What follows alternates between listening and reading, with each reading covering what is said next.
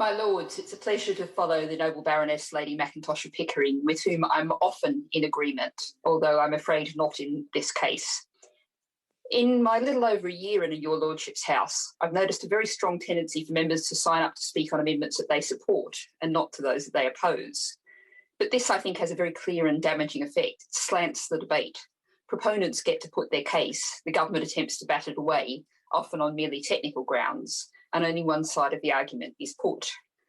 That sets the tone of the debate beyond just that day. It unbalances it. We also have the issue that on bills such as this, as we often see, as a noble lord said earlier, an accountant followed by a banker followed by a lawyer.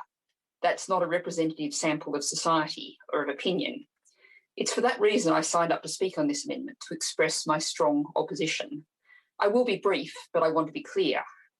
The earlier groups of amendments on which I was speaking, including Amendment 2, were seeking to define the very national security on which this bill seeks to allow the government to act. This amendment is the very opposite. It seeks to restrict the government's hand. They were, quote, have regard to, end quote, amendments. This is a shall not be taken into account amendment. And this amendment is an extremely ideological amendment, an amendment that seeks to assert the primacy of the market, the interests of business.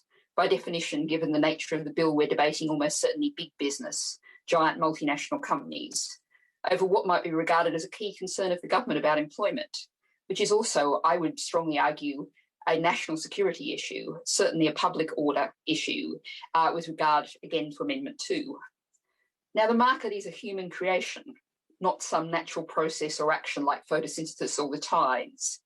And to say that it should have primacy over the well-being of society is a profoundly ideological argument, an argument that would have been very strange for most of the 20th century, that reflects a particular neoliberal political position.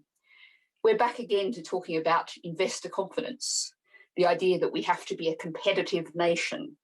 That's the very ideology that led us to the 2007-8 financial crash. Thank you,